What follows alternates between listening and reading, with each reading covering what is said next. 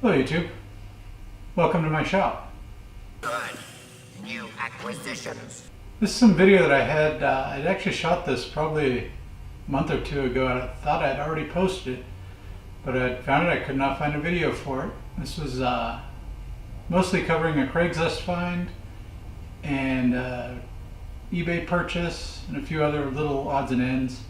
A lot of the tools I think I've actually already shown in a few of the other videos. So let's have a look at what I picked up a couple of months ago. A little quick video of what's on my workbench. In my tool and cutter grinder video, I'd started working on this guy and had him kind of set up as this temporary deal. I ordered a switch, I got that in. I had this box in stock, but it's actually a little bit too small. I'm gonna have to get a taller box because this actually goes right down to the bottom, and since I was coming in from the bottom for that power, that's not gonna work.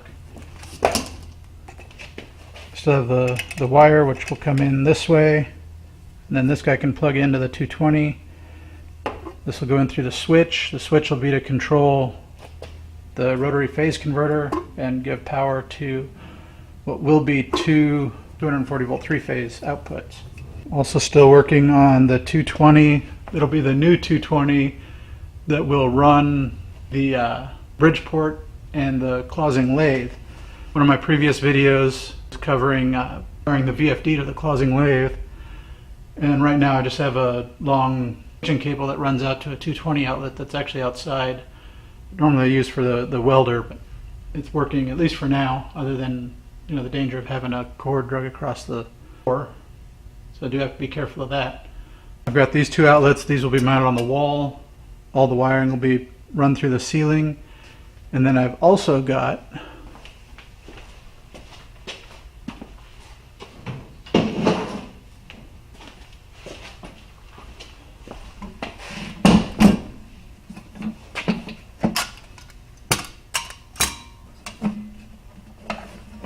this guy here. It was actually a lot bigger than I expected.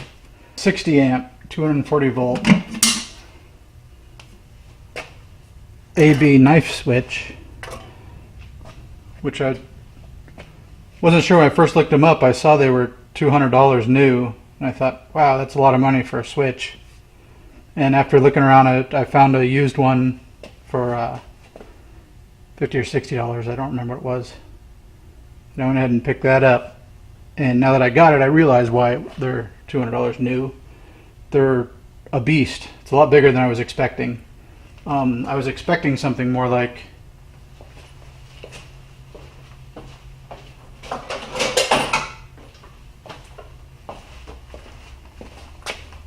this switch.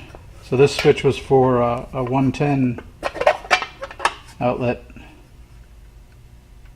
but it's only an on-off switch, and I needed a AB. So what this will allow me to do is trigger, so you can't actually operate it while it's open unless you push in this little safety switch here. So I can go up and it will power outside, so I can plug in my welder, which is a 50 amp breaker. Or I can go down and then I can run that to the Bridgeport and the closing, and that will be these two 30 and 20 amp.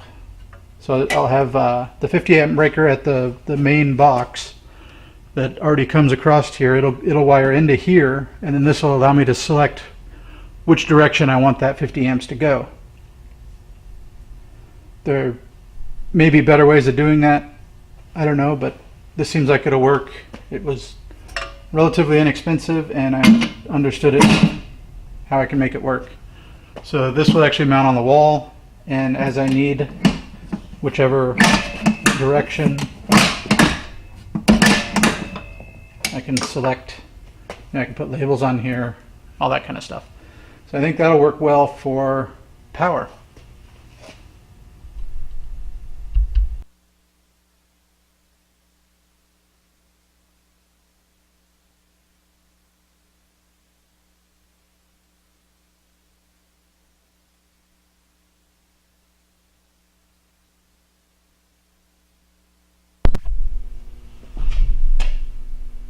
So this tool was a OfferUp find. I found it on there for $75.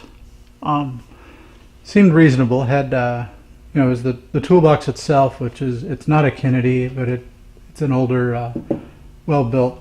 Had some repairs, different handle put on it, and the latch thing's not real great, but wasn't the toolbox that I was after. They did have pictures of the drawers. They were selling everything that was in it as well, which of course caught my eye. There was some of these nice Starrett red boxes.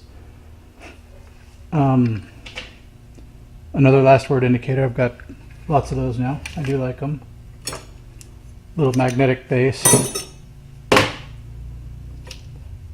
Random gauge block.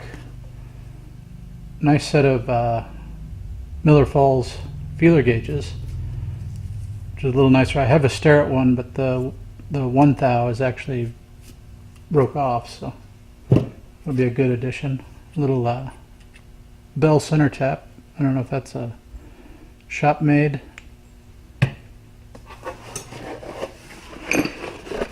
And there's a plunger style. That's one of the items I saw in the drawers that I needed. I didn't have a plunger style one. It's a good Starrett. It doesn't seem to be real sticky or anything. It works okay. There's I think that's an indicator holder for a tool post or something. And then some random, probably shop made item for holding indicators, I think.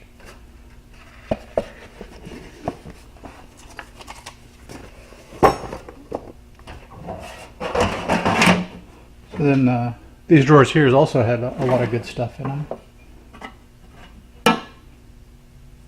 There's again a US made, I think it's a Craftsman, Craftsman 6-inch combination square, Craftsman 6-inch roll,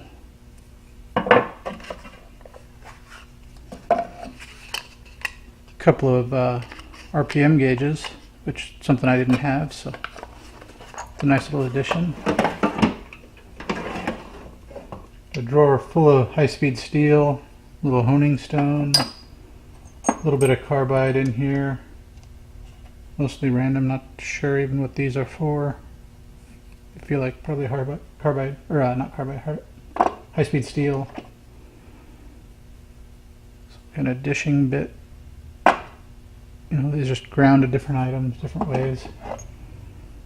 Good Momax, USA Momax, 1/2 inch. Always use those. That one I think is actually mild steel. I don't think that's actually high-speed steel. That one's high-speed steel though. So, some good stuff for making lathe bits. A few little indicators. One of them was a no name. The other one, I think this one's a Craftsman. Yep, Craftsman. Little toothpick of some kind. And of course, a mirror. You can see yourself. Sorry. Also some more dividers and calipers. All these were name brand. Most of them, I think, Craftsman. This was the other item I was looking for. So this is a US made General tool. I think it's a General. No, it's a Lifkin. And it not only has this, but it actually has enough height adjustments to go pretty high.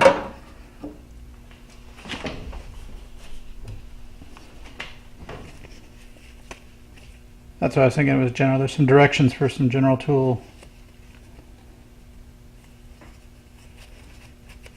parts, which I don't think there was any other General tool in here. I'm not sure where this one came from. But it's always kind of a cool thing to find.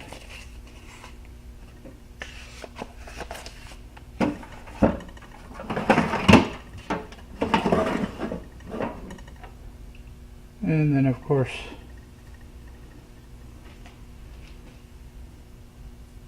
I was not able, found the guy's name was tagged on here a few places. And this does have that nice case hardening on it, but I did not see a Starrett label or any name brands on it anywhere, so I'm not exactly sure what it is. But it's in very nice shape though. I can use that on my new surface plate.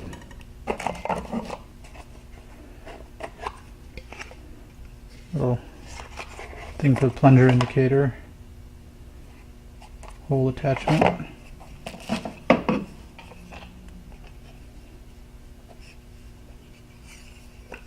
Of course, something I don't need any more of.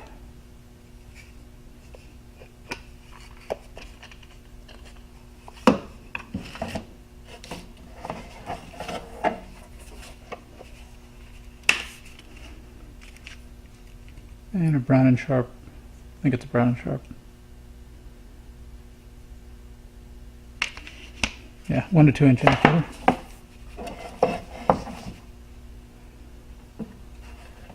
What I hadn't done,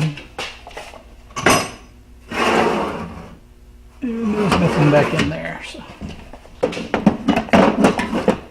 okay. One interesting find, as you're going through these things, there's paperwork, little price, feed and speed, or Loctite problem solvers. I found it's kind of an interesting little note in this toolbox. This was dated August 21st, 1972. And I don't know if that'll be clear enough to read, but this actually pink slip for this guy. He got laid off apparently almost exactly a year before I was born. So I don't know if maybe this toolbox could have came with him. Maybe he got a different job. Maybe this toolbox has been in a garage since this date, because he, for whatever reason, hung on to his pink slip. It's not really pink, but it was a letter from his boss saying that they didn't have enough work for him and you're gonna have to let him go. So it's always kind of interesting. You get a little bit of personal information out of a toolbox like this. The guy I bought it from said it was his father-in-law's, who'd passed away a while ago, and he was just, cleaning up the estate, trying to know how that goes. It's never fun, but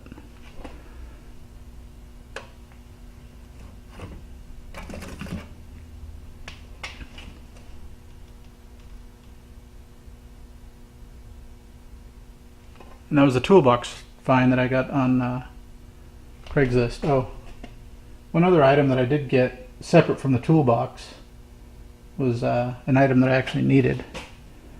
It's a Federal tense indicator, so it'll actually give me a little bit more accuracy on my indicators. It was just one that I didn't have. I got a half thou indicator, but that's the most accurate one I've got.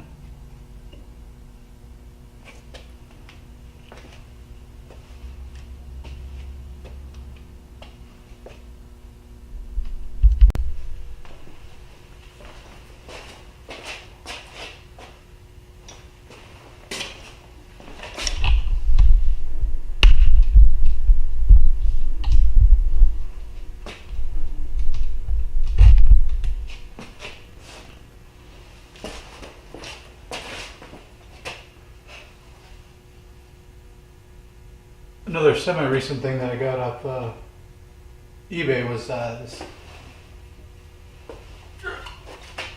10-inch 4-jaw chuck with the D1-4 adapter on it, which is the cam lock that the Clausing uses. So one thing it didn't come with was a chuck key. So I've already somewhat started, but I'm turning one up now. I'm going to go ahead and turn it down to probably around a 1/2 inch diameter, and I'll take it over to the bridge port and put the square on it and do all of those fun parts. I don't know if I'll worry about filming that. It's mostly fairly repetitive stuff, but I will get some pictures of the completed product shortly.